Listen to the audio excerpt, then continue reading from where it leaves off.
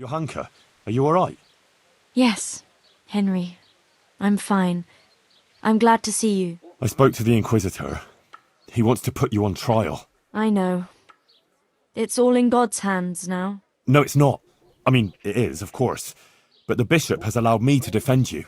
You want to defend me? Thank you, Henry, that's very kind of you. But you needn't bother. Our Lady won't let anything bad happen to me. I am her instrument, and I am completely in her hands. Everything that's happening is her sacred will. But I won't stand by with my arms folded. You need someone to testify for you. As I said, I will defend you. If you insist. Maybe it's the will of the Virgin that you came to me. So be it then. I went to Ujits, like you asked. That's good, Henry. I hope you purged yourself of your sins. I did the pilgrimage of penance, like you said. And in the church, I begged the Virgin Mary for forgiveness. And she will bless you, Henry. You're a good man. Remember that. And don't stray into wrongdoing again. I won't. I made a donation to the church, too. And the parish priest there, Father Godwin, he was asking about you. Was he? What did you tell him? Oh, just about everything that's going on and the things you were saying. He was quite moved by it, to tell the truth. He even gave me some writings. You see? Maybe Our Lady is giving you a sign too. What did Bishop Yaroslav ask you about? All sorts of things. Like how the Virgin Mary visits me, what she shows me, and about preaching to the people. Actually, he was really quite pleasant. He asked me about scalets, whether I go to church, and a lot of other things. And in the end, he told me I mustn't speak in public again about the visitations and that. But I couldn't obey an order like that. The Blessed Virgin is testing me, and I have to do what she asks, no matter who or what stands in the way. I'd say he wasn't too happy about that. No. He came there with his men, dispersed the people, and had me arrested and locked up here. About that trial? Yes, the trial. I'll get some people who will testify for you in court. But Brother Nicodemus is worried you'll say things that will make the Inquisitor angry. Please don't do that. You have to talk to him respectfully, answer his questions with humility, and not say anything to annoy him. And don't say anything against the church or priests. Please. I'll say only what the Blessed Virgin wants me to say. Johanka, please. You mustn't say anything against him or the church. Be contrite. Maybe even admit you might have been wrong about some things. I don't think the Inquisitor is so bad. If you submit to him, he'll drop the charges. You too now. You're speaking exactly the same as his assistant. The two of you joined forces against me, did you? I've nothing to do with him. I didn't even know he was here. Believe me, I'm really trying to help you. You don't believe me anymore, do you? I do, Johanka, I believe you. But in court, you must speak reasonably, prudently. A lot depends on it. Maybe even your life. I appreciate your concern for me, Henry, really, I do. But you must understand. I can't deny that the Virgin Mary visits me, or what she wants to tell us. Not now. After everything that's happened, I can't. Otherwise, she won't heal Matthias. But you have to consider yourself and what's good for you. Surely you don't want to be convicted of heresy? That won't do anyone any good, neither you nor Matthias. I've already told you. Everything is in the hands of the Blessed Virgin. I will accept with humility the fate she grants me. Oh, Sakra! This is going to be a right mess. I need your help with something. I'm sure you've heard.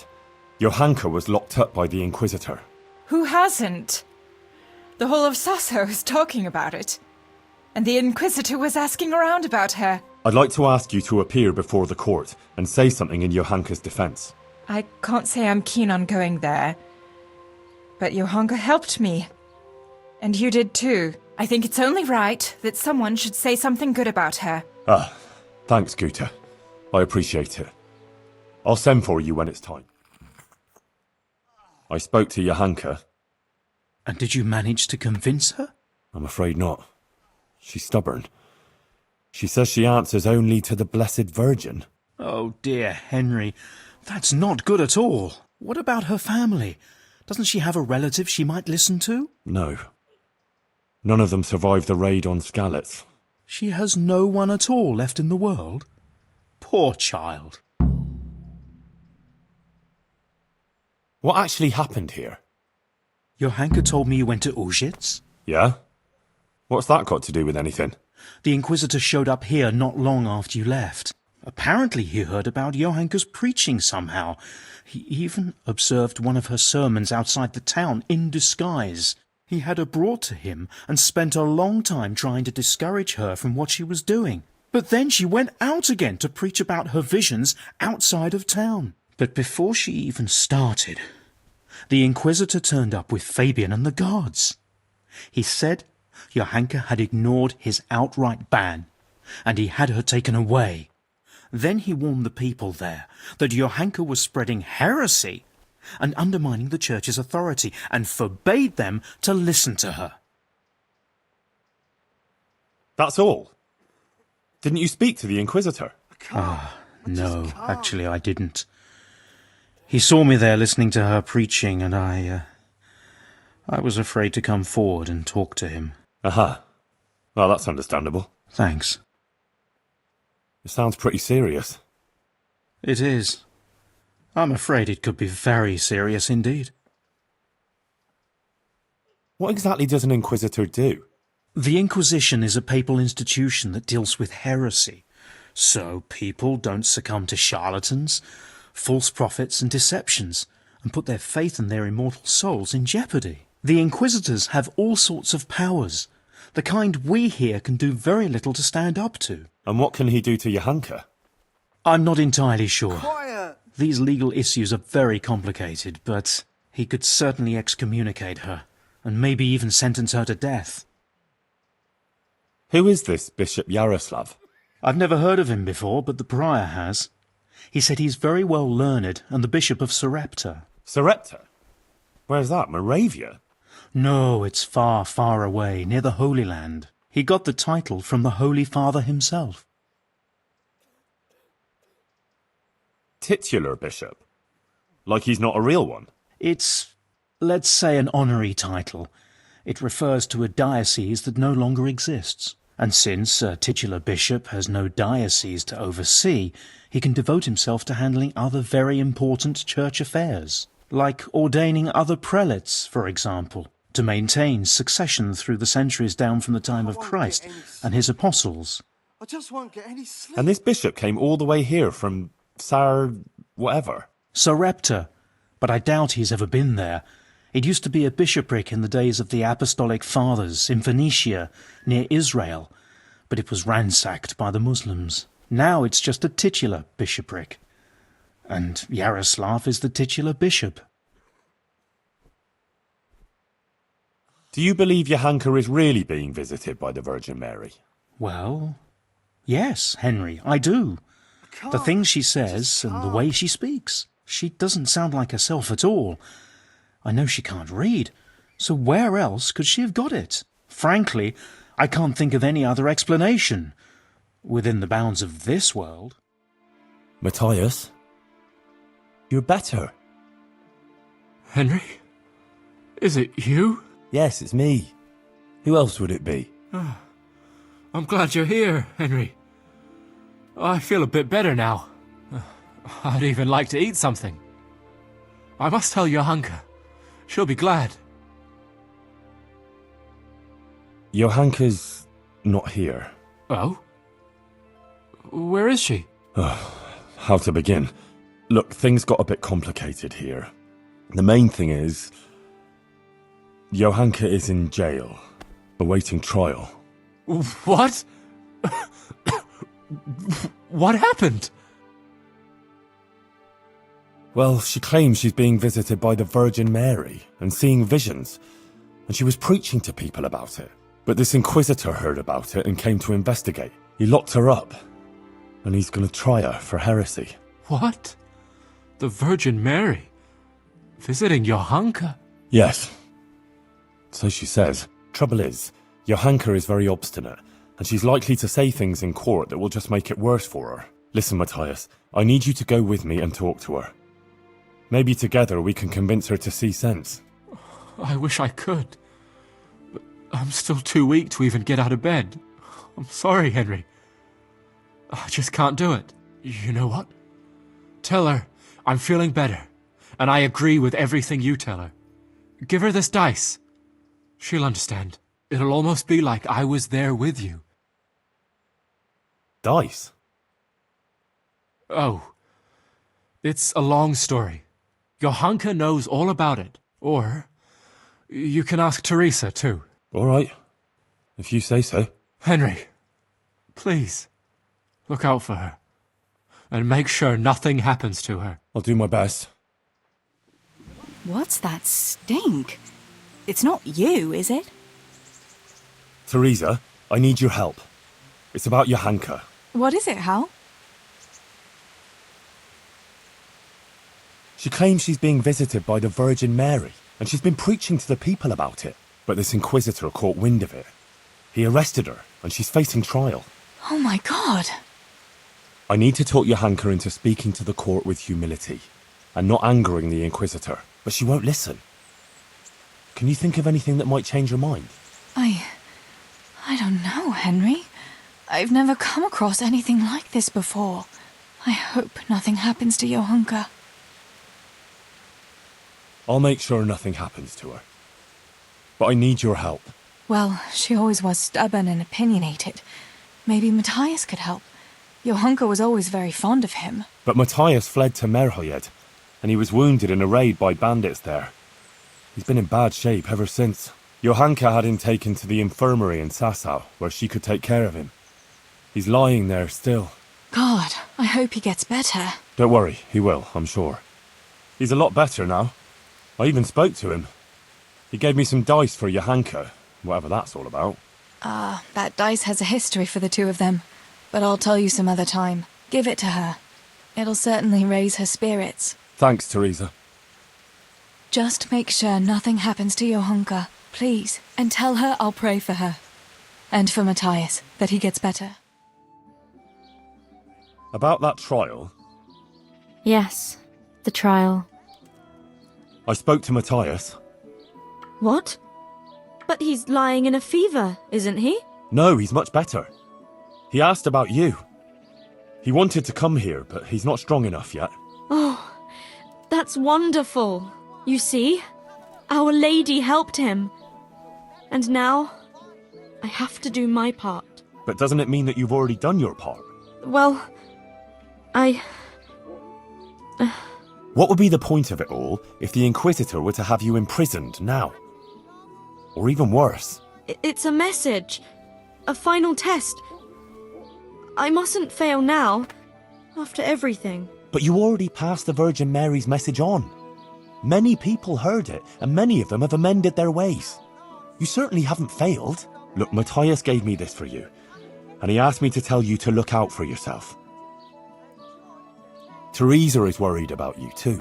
That's very sweet of her. Thank her for me. I'll pray for her. Thank you, Henry. Go now. I need to rest. I spoke again to Johanka and gave her Matthias's message. That's nice. But will she speak repentfully and cautiously to the Inquisitor? I don't know.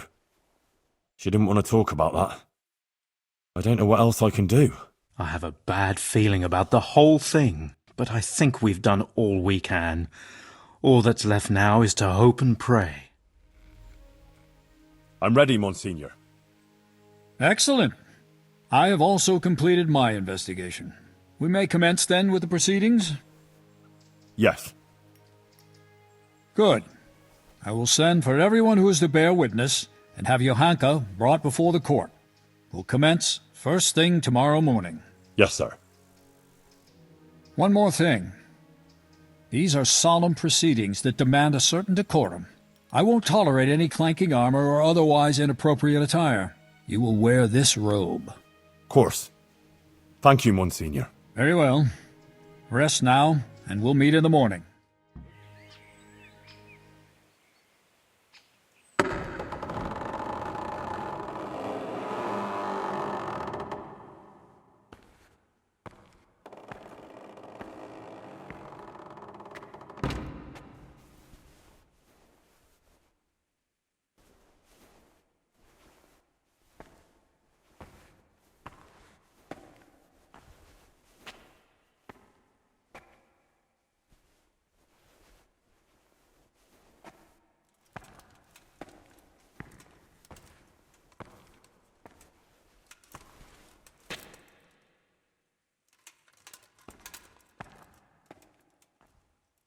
Let us begin.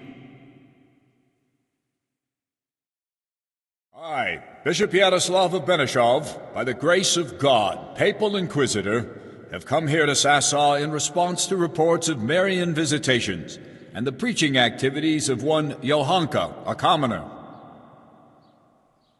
And I have found, indeed, that by her arbitrary words she's been leading good people astray and encouraging their rebellion against their betters. Furthermore, Johanka has attempted to usurp the glory that belongs alone to Holy Mother Church, and to appoint herself as an intermediary of the wisdom and grace of Almighty God. This does not behove any lay person, and certainly not a woman. It is therefore necessary to remedy her transgressions, and to investigate the extent and the basis of her misguidance, or, as the case may be, heresy. Henry of Skalitz has elected to appear here in Johanka's defense, and his wish has been allowed. Anyone who elects to speak here does so before God, and shall be bound by a most sacred oath to speak only the truth. I will first hear the testimony of Father Fabian, who sent me word of this matter, and who should best know what deeds are done in his parish.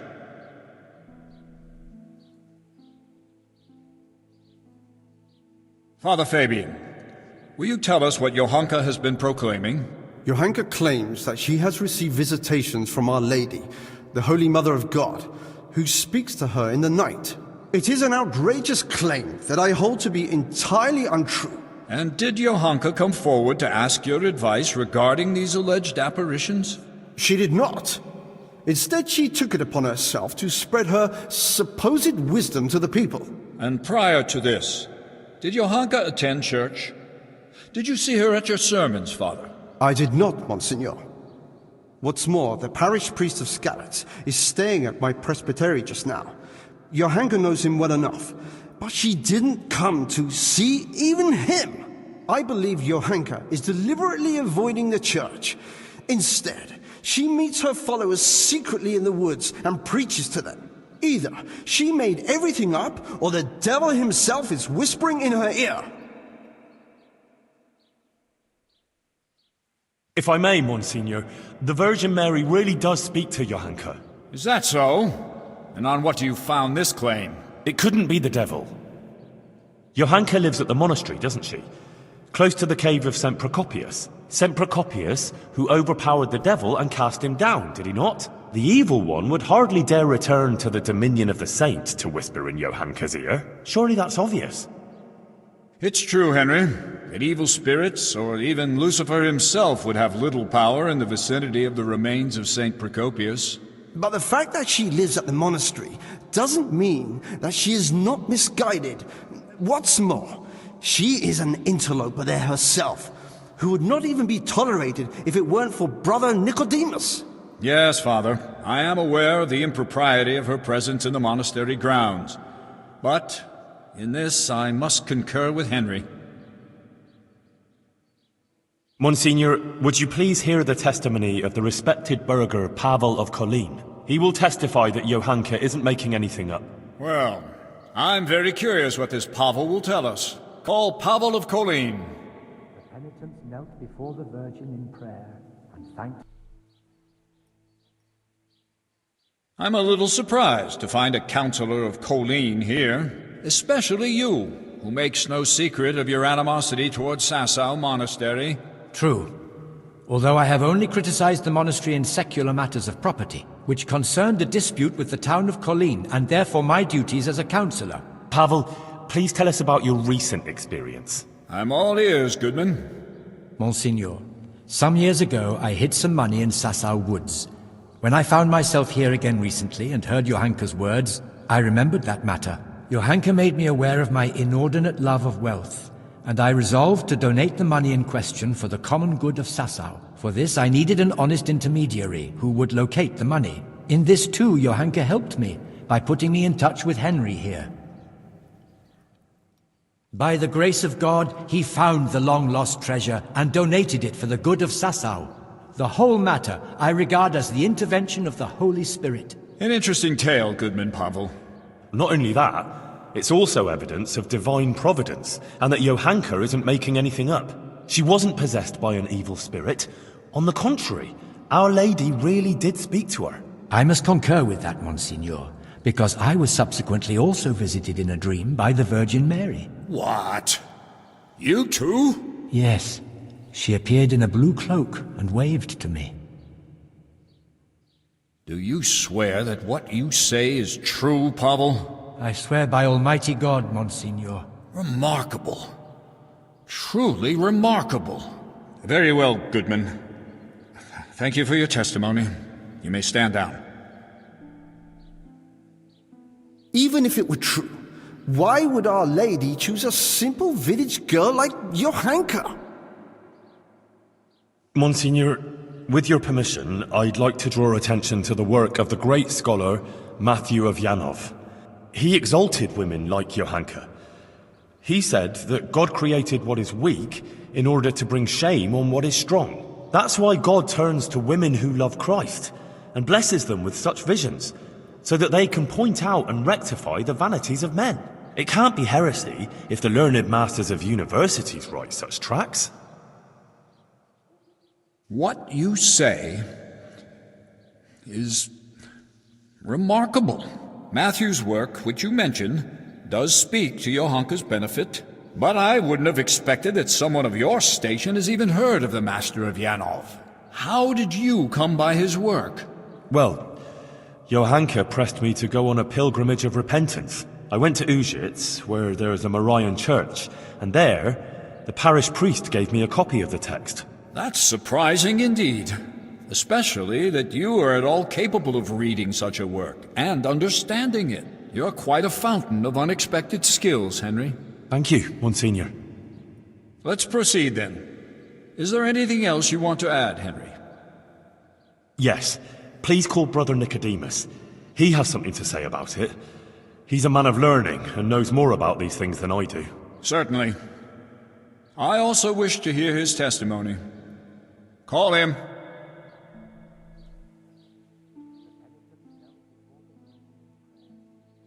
Nicodemus, for some time you were insisting that the infirmary needed extra pairs of hands.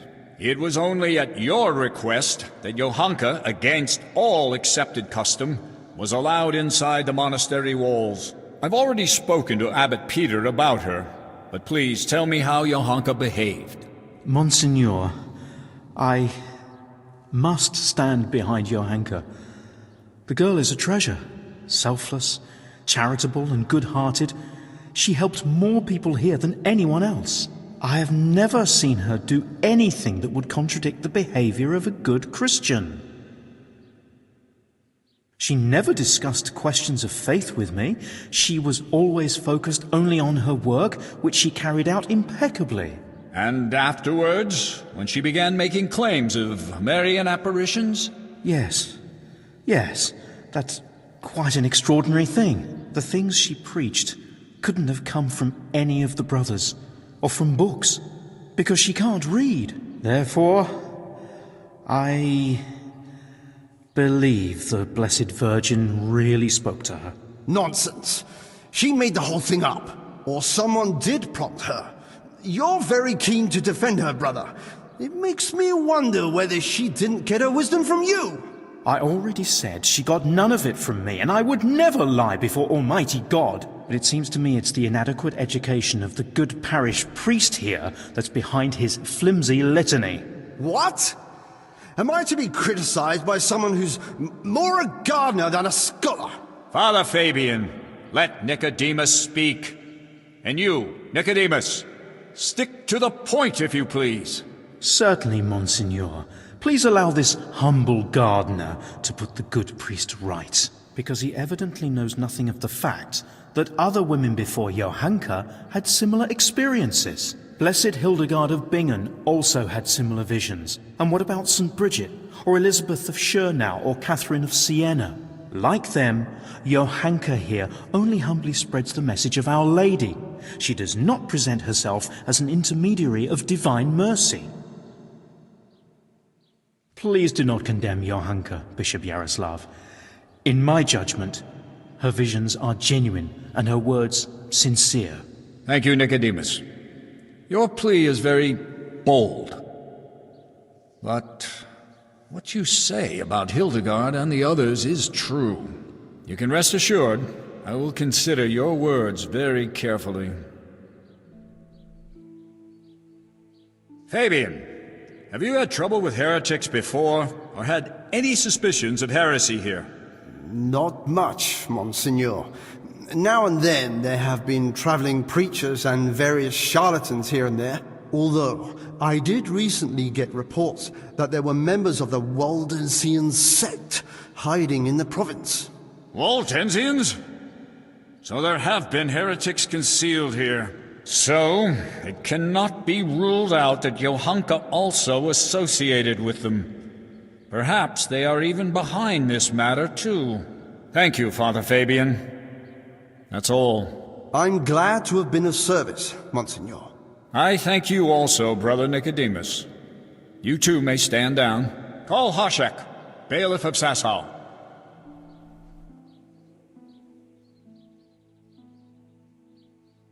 Bailiff, has there been any suspicious activity here recently?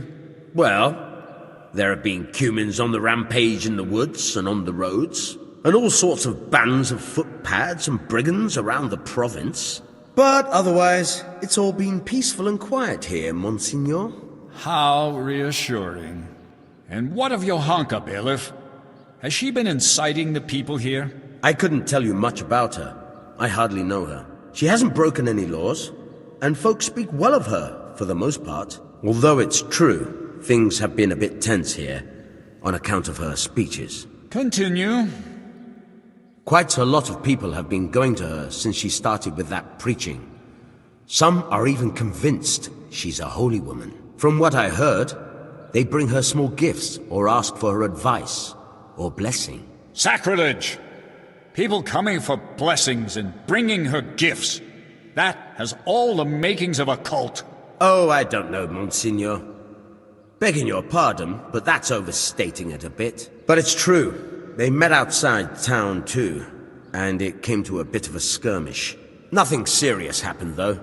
Fellas punching each other in the mouth. If you'll excuse me, Monsieur, that happens all the time. Well, that's about all I can tell you, Monsignor. Thank you, bailiff. I will be all. And you, Henry, you've been around Johanka more than anyone. Do people come to her for blessings?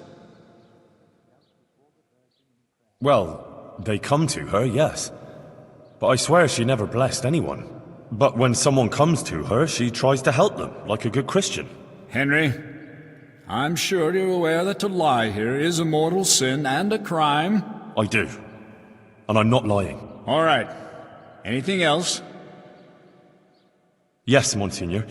Johanka helped Guter, the tailor's wife. Please hear her testimony. You'll see for yourself that Johanka is a good Christian. Very well. I promised I'd hear your witnesses. Call this Guter.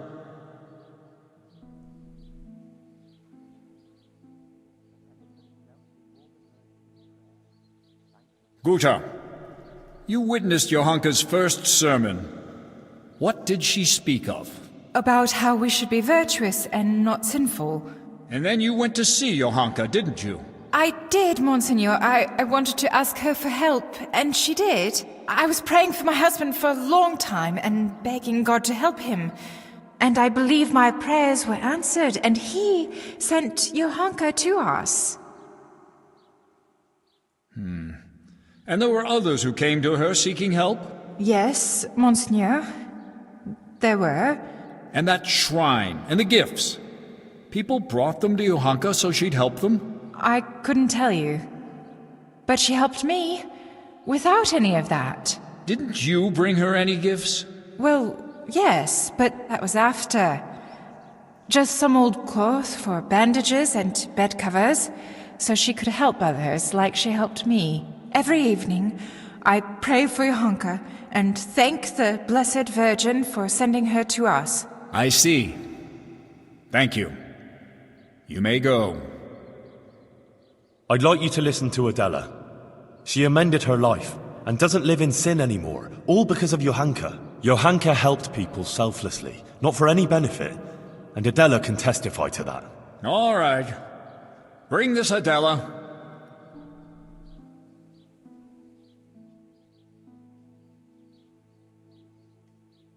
Adela, until recently you were living in the nearby town of Ledechko, is that so? Yes. And how did you make a living there? I served at the baths, laundering and repairing clothes, and preparing the baths. Is that all? No. Sometimes I went with the fellas and pleasured them for money. But I don't do it anymore. I swear. I changed my ways on account of Johanka and Henry here, and now I lead a decent life.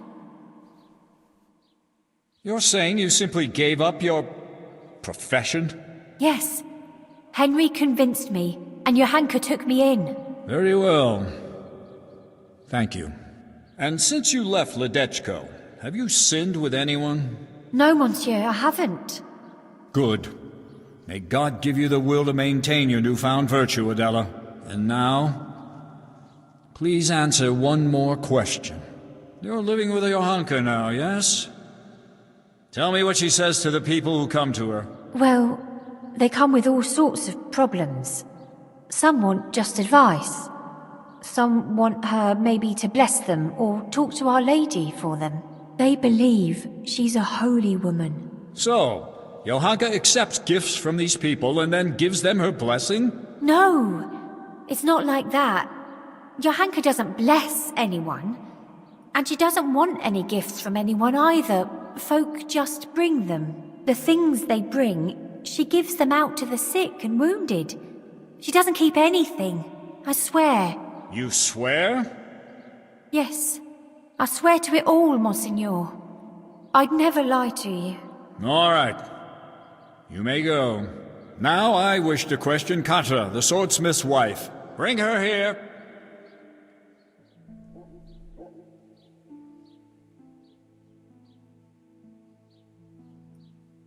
Katra, you are a respected townswoman who has a good overview of what goes on in Sasau.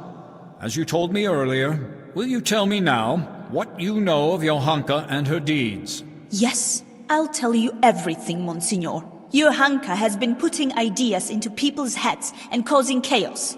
What right has she to preach to us? A simple girl like that. As if we were bad people here, and she herself is a sinner. And an adulterer, a loose woman she is, who goes with anyone. And even fornicated with the custodian, Sir Sebastian.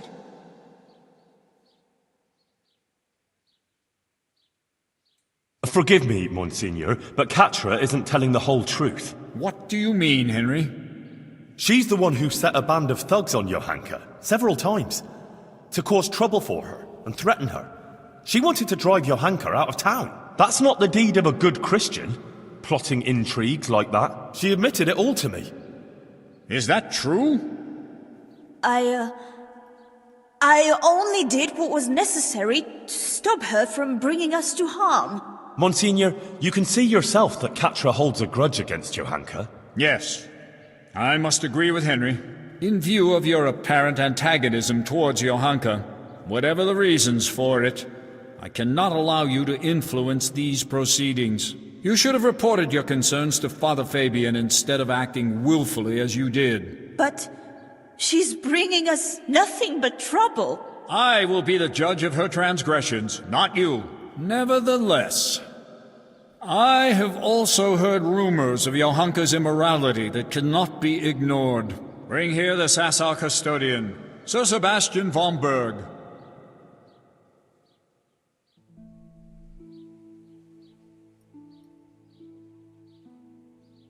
Sir Sebastian, my apologies for raising the matter, but doubts have been cast on your virtue. I have been told that you have shared your bed with Johanka. Is it true? Monsignor, with respect, this is surely some mistake. Johanka is not a bad girl, and by no means a heretic. Noted. Now please answer my question. Did you share your bed with Johanka or not?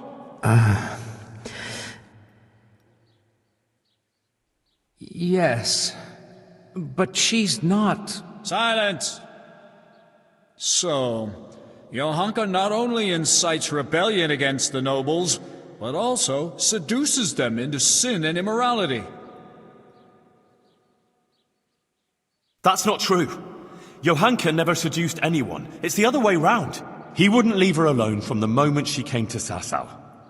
He simply took advantage of her misfortune and his own status to get her into bed. How dare you! Silence! Henry? Johanka regrets it. What was she to do when she was constantly pursued by a nobleman who has great influence in the area? What I did out of love for her. Johanka is no heretic, only a confused, unhappy young girl. There's no call for jumping to the conclusion of heresy. Monsignor, you must be able to see that. I advise caution, sir. Would you cast doubt on the authority of the Church in this trial? I will no longer tolerate this humiliation. Get out of my way!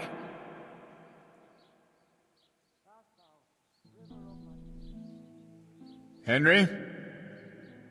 You proved yourself a good servant of the Church when you told me of your disturbing findings concerning the situation hereabouts. You've been very keen to appear here in Johanka's defense. You've said a lot about her, but please, tell me why you've been helping her all this time. Monsignor, she's my friend. After the terrible things that happened in Scallis, neither of us has many dear ones left. It seemed only right to me to help her. You seem like a compassionate man. It certainly says something about Johanka, that someone like you stands up for her. That will be all, Henry. Monsignor, please permit me to say one more thing. I heard some wise words at a sermon in Scallis, and I think I should share them here. It's our Christian duty to fight against sin. But we must love the sinner. So I beg you, Monsignor, be lenient to Johanka. You're right, Henry. Those are wise words. Nothing remains but to question Johanka herself. Johanka of Skalitz, you've heard the accusations brought against you, and we have also heard several testimonies. I already questioned you earlier. Johanka, do you wish to revise the answers you gave earlier, or do you stand by what you said? I stand by everything I told you. So be it. I expressly forbade you to continue preaching, and you promised not to do so. You defied my instruction and broke your promise. Why? Forgive me, Monsignor, but I could do nothing else. Our Lady asked me to do it, and I couldn't refuse her. She did visit me, but now I admit that I might have been wrong about some things. I don't understand these learned matters, and I was too hasty in speaking to the people. I regret that I didn't go first to Father Fabian and tell him about everything. I want to apologize here, before the Blessed Virgin. If I misunderstood something and said untruths or brought shame on the Church, I didn't intend to do anything like that. I ask Our Lady's forgiveness, and I will accept any punishment that you impose on me. I'm pleased that you've seen the error of your ways and confessed to your mistakes. These proceedings are closed. You may leave. Johanka will now hear my verdict.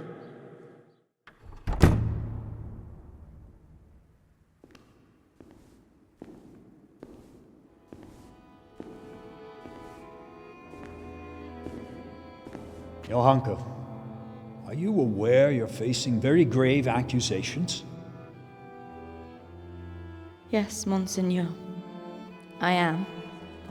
You stand accused of preaching from ignorance and leading the people away from the protective embrace of Holy Mother Church. If you do not recant, you will suffer grave consequences.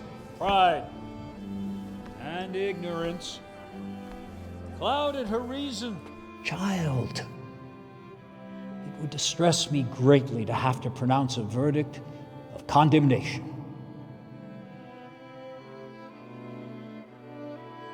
Speak then.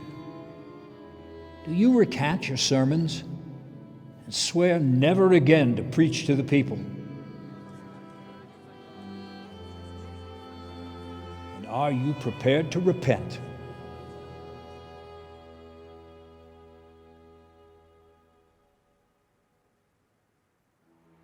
As God is my witness, I did all this with good intentions.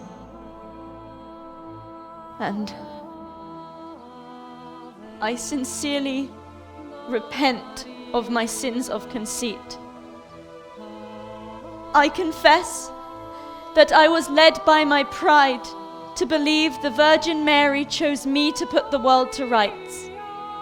And I set myself above the learned prelates of the Church and the divine right of nobility.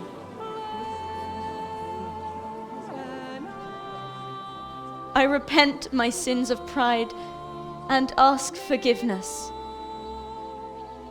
I will do as you command, Father. Johanka has confessed her guilt, and from this day forward shall be a good and humble Christian again.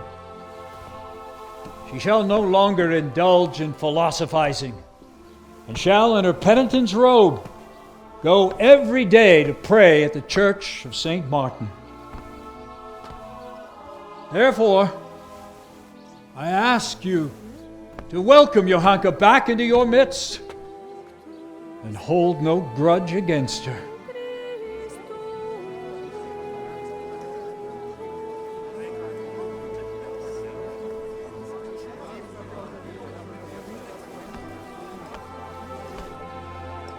If the Virgin Mary should happen to visit you again, tell Father Fabian and he will send for me. All right? Yes, Monsignor. Very good.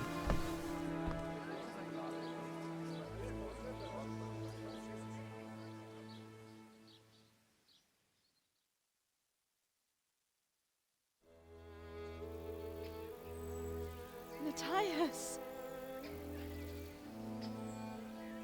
Johanka was cleared of all charges of heresy, and the Inquisitor, his job done and his verdict pronounced, left Dessau for good.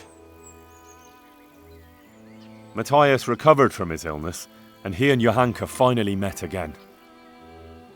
It was a happy sight to see them both alive and well after their trials. Who knows what awaits them now? Or all of us, for that matter.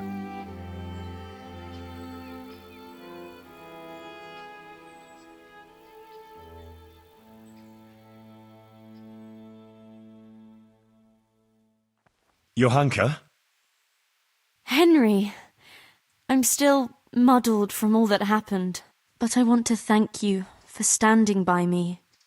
You've done more for me than anyone else I know. You don't have to thank me. I only did what I considered right. I'm still grateful, though. I'm in your debt. How's it going here? Good. Actually, better than before.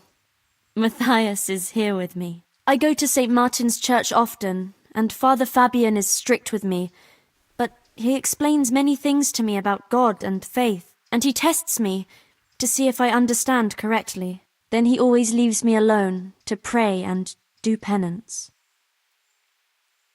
And what about the Virgin Mary? Does she still visit you? No, not anymore. Not since the trial. Whatever anyone says, she did appear to me before, just between the two of us. I think I did what she wanted of me anyway. Perhaps I was too hasty and committed the sin of pride and got confused about some things. But even so, after all, Matthias recovered, and that must mean something.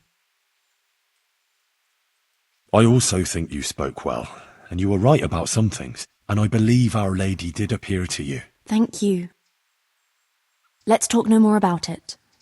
Only Our Lady herself knows what her intentions were, and that's how it should be. In church I always prayed to her for forgiveness.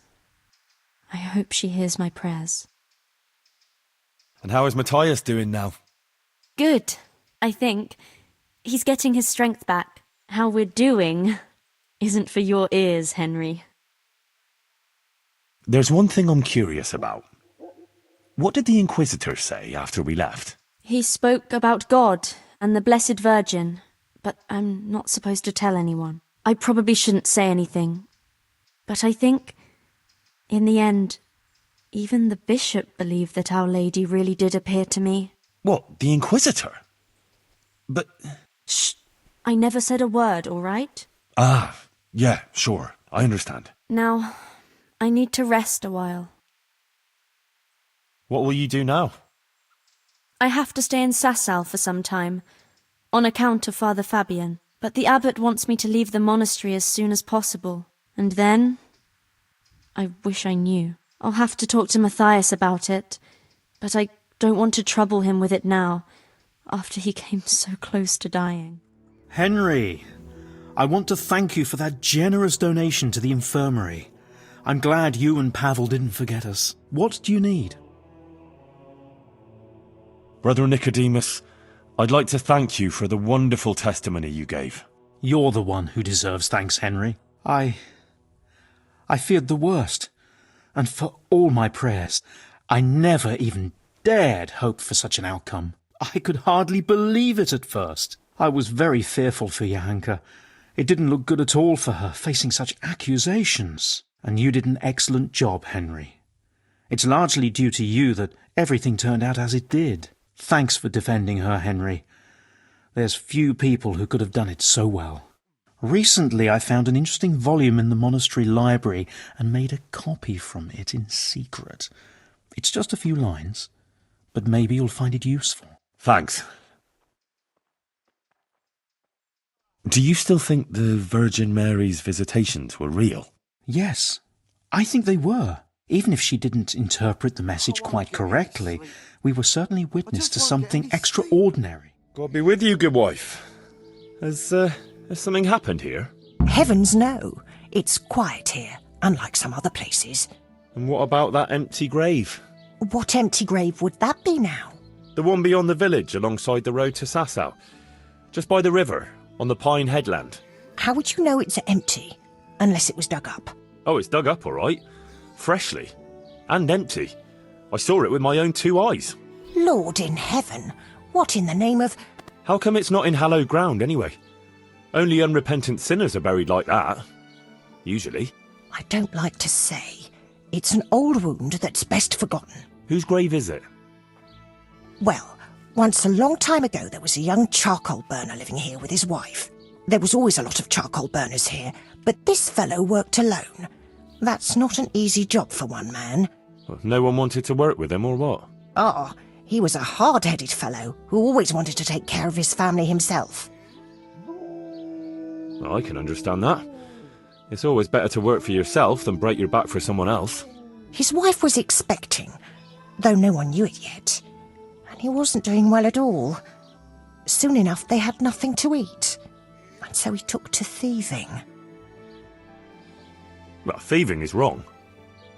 Aye, But when there's a child on the way and your wife hasn't the strength to get out of bed for the hunger, well, you ought to think differently.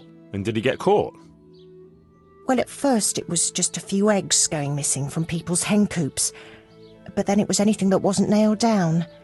And in the end, they caught him. And I suppose he was harshly punished for it. Even then, he didn't let on why he was doing it. They whipped the skin off his back and banished him from Leditchko. So justice was done then? It wasn't enough for some folk. When the butcher found out he'd never get any compensation, he wanted them to chop off the charcoal burner's hands. If the bailiff hadn't talked sense into him, he'd have done it himself with his cleaver. Well, he got off lightly enough then. And in the end, he got what was coming to him, and more. The butcher caught up with him? No. It was the mills of God turning slowly but surely. His wife bled to death in childbirth, and the child died with her. I'm sorry to hear that. But at least he knew they were gone to a better place. True, lad. Nothing could have been done to save them. There was no one there. He had no one who would care for his wife. They say on that day he parted ways with God forever, and he turned his back on the village too.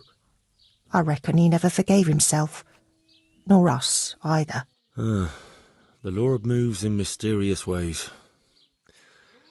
But how did he end up? Don't ask me that, lad. I beg you. Come now, good wife. You can't leave the story unfinished. I said no. Will you let it lie? How are you? I know who was buried in that grave. A young charcoal burner. So begins the tragic tale of the young charcoal burner who became entangled with the devil himself. Oh, don't start. What devil? I'm trying to tell you. He was from Ledetchko. He was trying to eke out a living for himself and his wife, but he couldn't manage. When she fell pregnant, he took to stealing. Pride drove him from the straight and narrow path, and soon he sold his soul to the devil to fill his stomach. They caught him and punished him, but some of the people he'd robbed didn't think it was enough. Then when his wife died in childbirth, and the child too, he blamed everyone for it. Even God, apparently. But when the time came to pay his debt to hell, the devil had no use for his soul, and took his wife and child instead. The charcoal burner cursed God, who struck him down in righteous vengeance. But the dead man's soul never left his body. He came back as a revenant to vent his rage at God and men and take vengeance on the living. Jesus, did you listen to what I said at all? Sorry, did you say something? Oh, never mind. What do you want me to do with it? Well, the question is, what would the revenant do to get revenge on the villagers? Well, apprentice?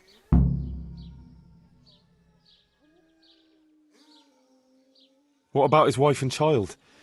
No doubt he'd want to avenge their death. Well, how did they die? In childbirth.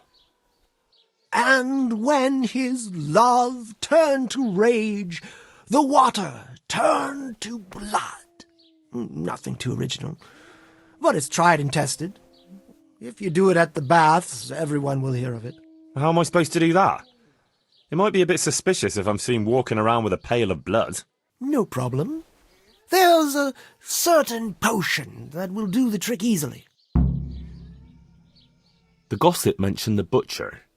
It seems he was infuriated that the charcoal burner's punishment was too lenient. And the revenant spoiled their meat with his malign touch. How's that? Spoiled meat is a classic example of a revenant's power. I thought it was the work of bad butchers. That too, sometimes. So, I should switch the good meat for bad at the butcher's. What about the butcher woman? What about her? Well, her conscience is still troubled on account of her man, and she feels haunted. This won't help her much. What's that got to do with you? Well, I want to help her. All right, if you can find some other solution, you don't have to switch the meat. But I wouldn't worry about her. But make sure it's the same kind of meat. Not even a revenant will turn a cow into a chicken. He cursed God. That's very serious. What is it that most brings God to mind? They don't have a church there. But everyone will have a rosary. I can't think of anything else. That's it! If folks start losing their rosaries, they'll have sleepless nights over it. You want me to steal rosaries? But that's... Or just exchange them. For what? For nothing. Great. He was stealing food from people, right? So, supposing he started again. We should steal from people? Disgraceful. Have you no shame? Maybe just a few eggs from hen coops, like the gossip mentioned. Well, that wouldn't be too serious a sin. Will they put it down to the revenant, though? They would, if I put some charcoal there instead. And their nourishment he turned into ash. So, switch eggs for charcoal, switch the meat, colour the water in the baths, and switch the rosaries. That ought to do it. I hope so. Of course, if you come up with anything else, don't let me hold you back. Talking to people might give you ideas. Traders, the bailiff. Well, what if someone sees me in the act? They mustn't. Otherwise it'll end up like Sasau all over again. Don't draw attention to yourself, or they'll put two and two together. Sure. I'll keep my head down. And how would I know if I've succeeded? I doubt it'll be announced on the market square. I'll be the first to know. They'll come running to me for a remedy, like hens at feeding time. Off you go and raise hell. Right, I'll get to it then. What's the matter here? This bitch here tried to kill me. Have her clapped in the stocks where she belongs. That's not true, Master Bailiff, sir. He got drunk, like he always does, and ate who knows what kind of slop somewhere. You know very well what it was what poisoned me. You're trying to get rid of me and don't think I don't know it. Enough, one at a time. Tell me what happened. What makes you think she tried to poison you? She hates me. She wants to put me in the ground and then take the farm. I can see it in her eyes. She's just wishing for the day I'm dead. But she'll never see it, because I'll throw her out on her ear. Throw me out? From my own home? You useless, ale-swilling pig! Have you forgotten who got you a roof over your head? Just look at her, sir. You can see for yourself what a harpy she is. I came home after 1 or 2 ales at the tavern, ate my supper, what was left on the table for me, and went to bed. And in the morning, I woke up with my guts in agony. My head was on fire. I thought my last hour had come. If it wasn't for the old herb woman, she'd already have me in the ground. Have you forgotten the part about battering me and throwing up in the doorway? Shut your mouth, you whore! Quiet! Good wife, tell me your side of the story. Sir, that beast is good for nothing but drinking away my dowry with his cronies. If he puts his hand to a flail at all, it's only to beat me with it. We were thrown out of the farm near Ledechko that I got as a dowry, because this fool let it go to ruin and got us into debt too. They threw us out because you wouldn't back me up to the bailiff. Because I couldn't hold my head up if I lied to cover your useless arse. That's got nothing to do with you poisoning me. He boozes from morning till night and beats me. Says I don't take good enough care of him. And all he does is sit on his arse expecting me to run around cooking and cleaning for him. And now he wants to drive me out of the village, saying I tried to kill him. What would I do then? Tell me about how you were poisoned, as you claim. I came home, and there was a bowl of cabbage soup and a pitcher of wine on the table. So I had it and went to bed. I woke up in the early hours and had to run to the outhouse. Spewing from both ends I was. I was burning up so much you could light a torch off me. And this witch here laughing up her sleeve. She wouldn't even call the herb woman for me. If I had to call the herb woman every time you get boozed up, she might as well move in with us. When I was writhing in agony on the ground, I heard her say clear as day, "Ha! You got what was coming to you." Is that true? No, he's lying. What do you think happened, good wife? Nothing what hasn't been 100 times before. He was crooked as a bishop again, and I could already hear him in the courtyard, retching and spewing. I had his supper waiting on the table, because otherwise there'd be hell to pay. Only there's no pleasing the pig. Where's the meat? And what have you. And when I told him God's honest truth that there's no meat 'cause he drank all our money away, he laid into me like a madman. One slap was all you got. What was less than you deserved for your evil tongue? I ran off and hid in the barn till he'd calmed down. When I could hear him snoring like a pig, I came inside again. After a while he started throwing up and he was spewing till dawn. Who knows what he ate when he was boozed up? Or it was the booze itself done it. And what about the herb woman? I went for her in the end. 3 groschen I had to give her for some wormwood potion. I could have done that myself for nothing. And then he claimed I poisoned him. Now, I've heard enough. You, farmer, won't touch another drop of booze, or I'll leave you in the stocks to dry out. And if you raise your hand to your wife again, I'll take a bludgeon to you. But a drink or two? No buts. There'll be no half measures with you. Thank you, Master Bailiff. Thank you 1,000-fold. You're a wise and just man. If it's a bath you're after, I'm afraid you're out of luck. Oh? How's that? We're closed. A terrible thing has happened. Really? What? The water in the tubs has turned to blood. Water turned to blood? You're having me on, right? I wouldn't have believed it myself if I hadn't seen it with my own 2 eyes. Turned to blood. But that's impossible. How could that happen? Well, there's been talk that there's a revenant on the loose. Jesus preserve us. People's rosaries are going missing. That's the work of dark forces. The hens round here have been hexed. They're laying charcoal instead of eggs. Where did this revenant come from? There was a charcoal burner who had a tragic fate, and he was buried hereabouts in unhallowed ground. They say he's risen from the grave to take revenge on the locals. Yeah, I heard of him. What does he want to avenge? The death of his wife? Hers. And his own, too. His death? Why? I heard what happened before, but I don't know how he ended up.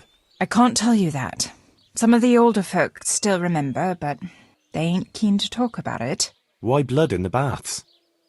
Well, the wife of that fellow who they say has returned from the grave, she bled to death in childbirth.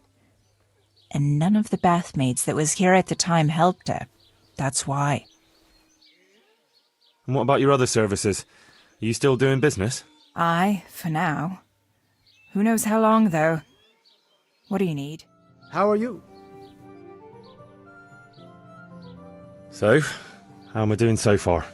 Good work, Henry. The whole village is shaking in its boots. Soon people won't step outside the door without saying 3 Hail Marys. Ugh, I'm glad to hear it. I'm beginning to feel haunted myself. The baths are closed. No one will tell you why, but everyone is clearly frightened. No one in Ledechko would eat a single egg, even if they had any, because all the hens are hexed. Well, at least they've got fuel for their fires. Half the village is without rosaries.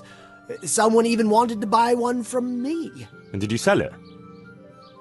I don't trade in such banal goods.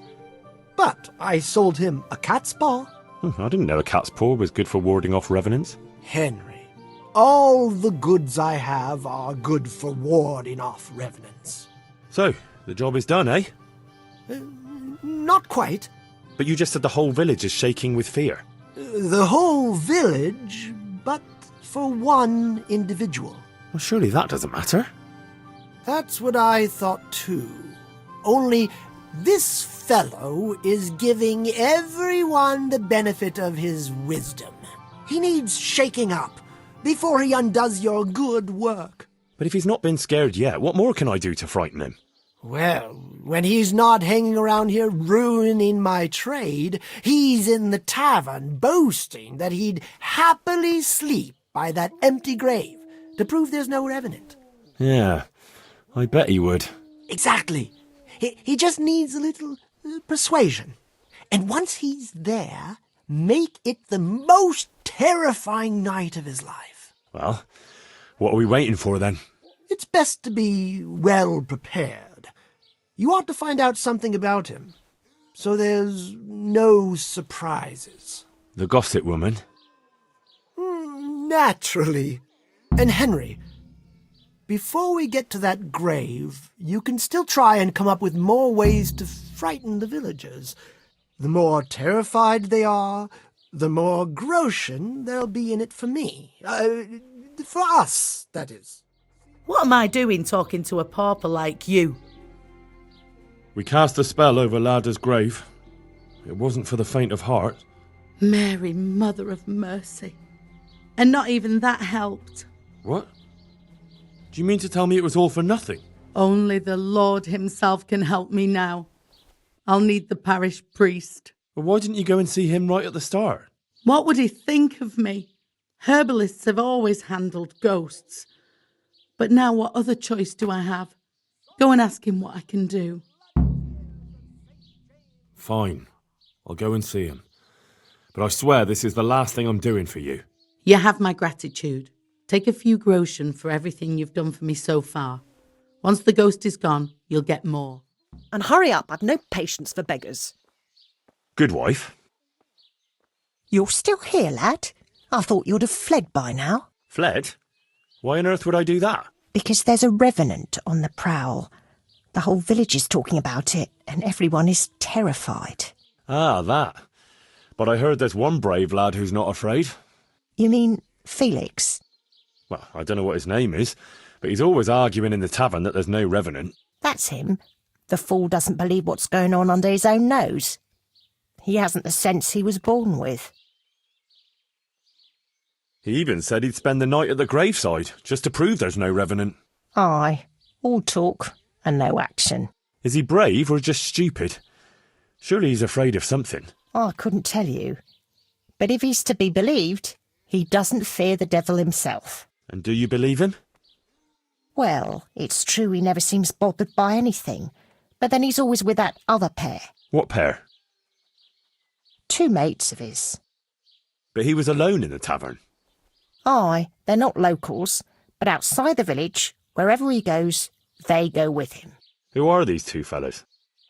They're not bad lads, but they're no heroes, that's for sure. How's that? Them 2 have their fears, but then who doesn't? What are they afraid of?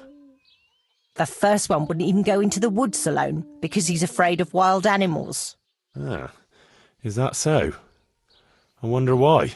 He got lost in the forest as a young lad, and he wasn't found till next morning. Shaking and pale as a ghost he was when they found him. Poor lad. He must have been scared out of his wits. That he was. What about the other one? He's afraid of fire. Why? His own father burned him, God forgive him. As a young lad he was playing with fire and nearly set fire to the house. So his pa taught him a lesson he wouldn't forget. Poor lad. That's a terrible way to teach a child. My words, exactly. Ah, it's been an interesting chat. Thanks, good wife. Huh? Where? What's happening? This brave fella, Felix his name is, if we can get him to spend the night at the grave, he won't be alone.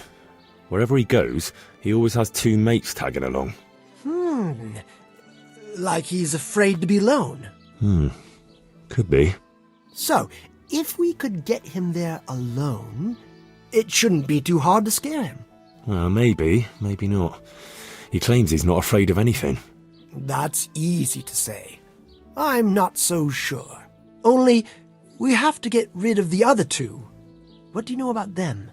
One of them is afraid of wild animals. Won't even go into the woods on his own. I see. And the other one? He's afraid of fire, but I doubt an ordinary campfire would do the trick. Well, we'll think of something. Anyway, you take care of the first one. How, though? Haven't you learned anything from me? Talk to a dog. Of course. Why didn't I think of that? Any particular one, Master? The most frightening one, of course. And how am I supposed to recognize him? One looks the same as another. By his bark, naturally. Can't you hear him? He'd scare the wits out of anyone. That's a dog.